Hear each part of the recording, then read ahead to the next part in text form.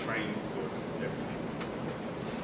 Yeah, this 6 weeks will give you a real genuine dose of what it's like to be in the military. It'll be your first immersion in the military. Yes, and they'll also teach you the ins and outs of the military. Because no lie, you think, how to be an officer, I don't know anything about the Army, I don't know anything. They're going to teach you everything. How to wear a uniform, how to salute, who should salute you, the Army history, stuff like that. What they expect of you as an officer. You'll be issued all the uniforms, you'll be required to wear uniforms, you'll be a soldier in the military while you're in those 6 While you're in that training. Correct. After med school and residency, I guess, as well, is over and all that, how much personal decision do you have in where you go from there? Okay. Or is it completely decided for you, or? Not all the time, and I'll explain that to you. You'll have what's called a career advisor, someone who's gonna tell you where your job specialty is needed. If you don't contact that person, of course, normally your first assignment is usually somewhere they're gonna send you. But for most of the officers, most of the docs, they'll have a choice of 3 places. And I'll say 99%, you have a choice of 3 places that you can pick from, and you'll get one. There's that 1% that may get called to go. You may have a specialty, like something that's very minimal in the Army, and they may ask you to go to a particular place to help those soldiers out. But normally, you get a choice of 3. Now, on a personal note, definitely want to contact your career advisor, because that person is going to track you throughout your career. It's not going to be the same person on time as a job, it's a position. And everyone with your specialty, they may have 2 or 3 specialties that they handle.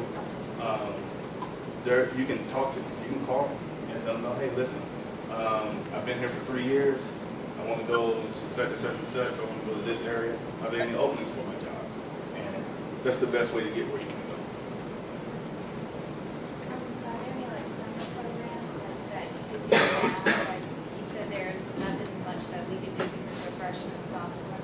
But is there like any summer programs, like shadowing, or just watch it and see? For the freshmen and sophomores, there isn't one official. But we have, I do it with my nurses. I have a few nurses here.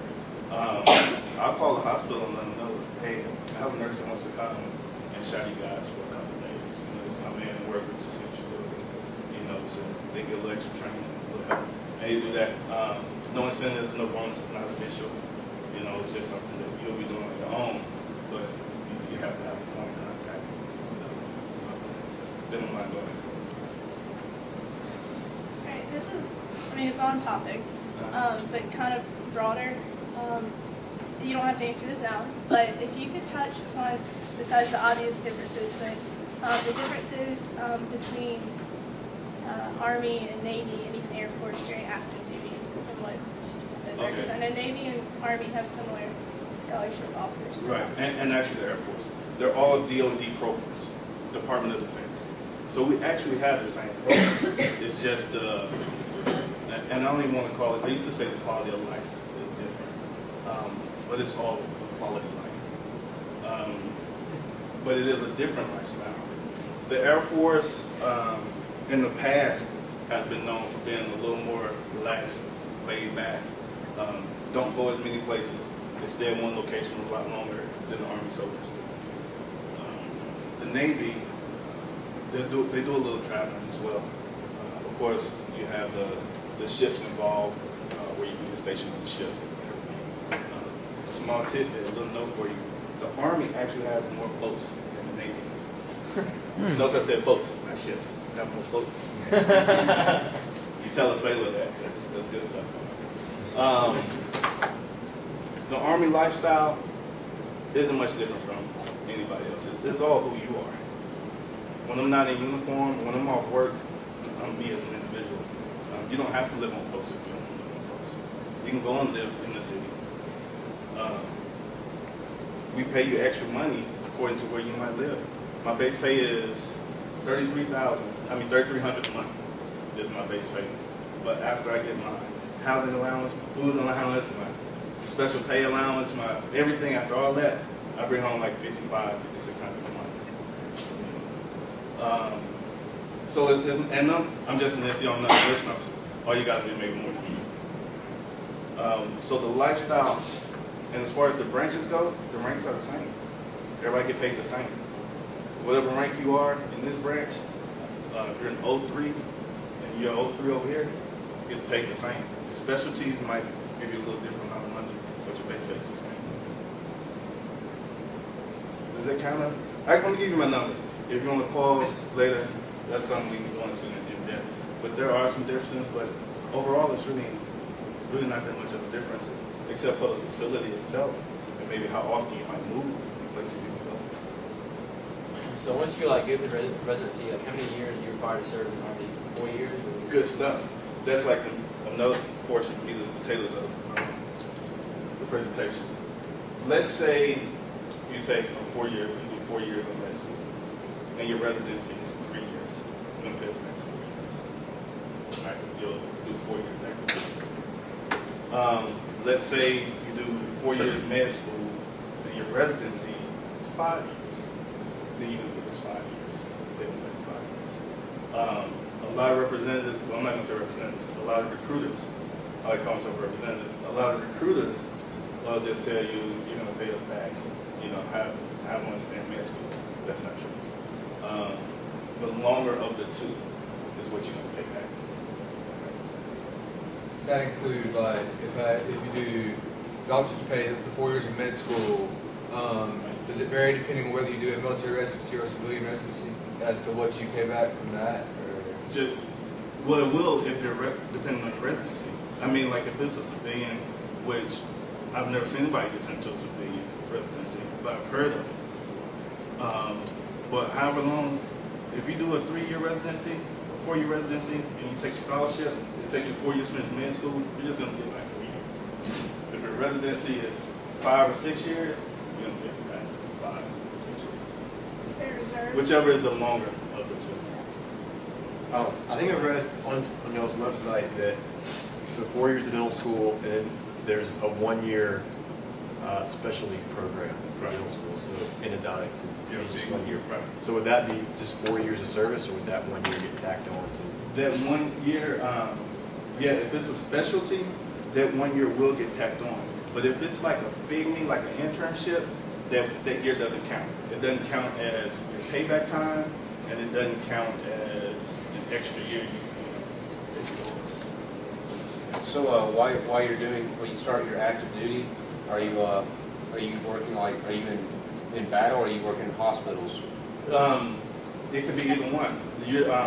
Depends on what's going on in the world. Most likely you're going to be in the hospital. Just coming straight out of school. I'm not going to say everybody goes to a fixed facility, but majority of the people right out of school go to a fixed facility. A few people may go to a combat environment and work in one of the hospitals there, but that's what you do.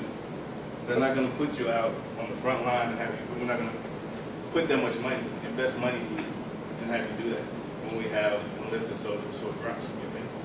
So you'll work like in a medical, like say, Yes. say like if you're on the front lines, you'll be doing like doctor work. Exactly, and you won't really be on the front lines, but you'll be as close as a hospital can be to provide patient care. Realize that the military, the Army, is investing a lot of money into you. They're not going to put you out there on the front line. No. They might put you in a field hospital that is 5 miles away from the front line, or maybe 20 miles, and you're going to be well protected. So you're not going to be a medic out there, doing the triage and all that. They're going to be coming to you. Exactly. So they're going to be protecting you. You are valuable to them. Yes. Very valuable. What are the casualty rates on medical personnel? I mean, if any. Hard numbers. Things change a lot.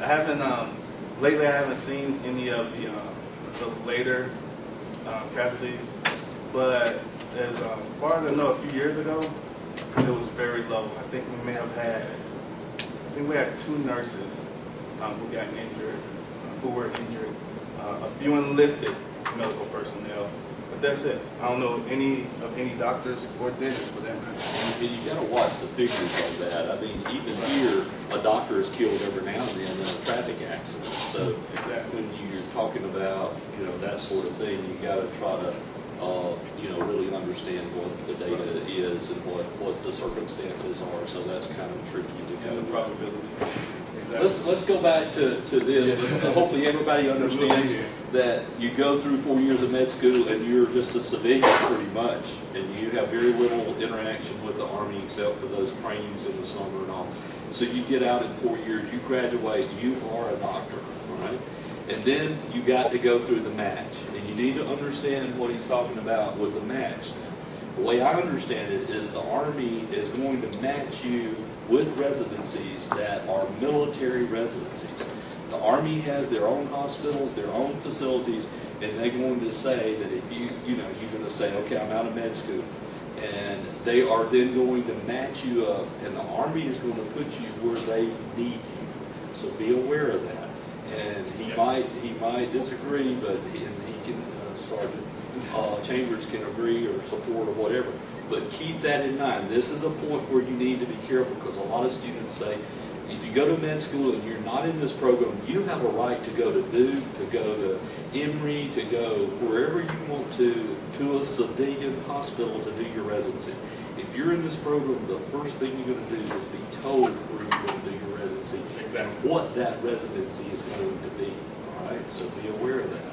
If you're okay with that, that's great, and that's where the 90% comes. Yeah, they have places they want you to go, and they'll put you and spread you out over wherever they need you, and they're going to put you there. And then if you're really good, the way I understand it, if you're really good and you can somehow impress them that they really don't have anything that your talents match up with, then you might, in a blue moon, get them to agree to let you do orthopedics at blah, blah, blah. Correct. But that is very uncommon. So make sure that you understand that more than likely residency, the Army, because at that point, you're going to be theirs, and they're going to be telling you what to do, and from there on, you're going to be theirs. You're government property. So, but they're going to, and I don't mean that in a derogatory manner, but you need to realize that you're going to have to, get in line with what the government wants and meet their needs. Right, and that's what we normally call the needs of the Army. Right. Now, those 3 choices that you're going to have, those are going to be 3, I want to make it clear, those are going to be 3 choices from an Army facility, from an Army facility. Yeah, like Walter Reed, like some of the San Antonio, some of the outstanding medical facilities in this country. And if you do go into those residencies at these military facilities, and when you come out, you're going to have credentials to get a job almost anywhere you want in the country. You'll definitely be above your peers. That's all it is. If I want to specialize in, say, thoracic surgery, I can do that, right? We're not going to say you can do that, but that's what we're talking about the match. National rate now, the national rate for civilian match last year was 74%, and ours was over 90%. All right, so I got a 90% chance of being able to do what I want. No, you have a 90% chance of getting in a residency. Well, actually, it's. But you get to put a choice down. He gets to say that he wants thoracic surgery. Yes. But if the Army doesn't have any thoracic surgery residencies, or if they have 3 and they're already full, or you're out competed, you're not going to get thoracic surgery. And they're going to move over here and say, we need an OBGYN. We need you to go and be an OBGYN. Right. And that's what you're going to be. It's not like, well, that's all right. I'm good. No, that's what you're going to do. I don't think I'm going to do it. Yes, you will. So that's but they will work with you. They won't. Right. They won't try to screw you. But in your life, it might be viewed as being screwed. So be aware of that. There's always, I'm not gonna say always, but you usually can do a little party here and there. Yeah. You know, make sure your grades are good and you do what you're supposed to do, and you can have a little more cool.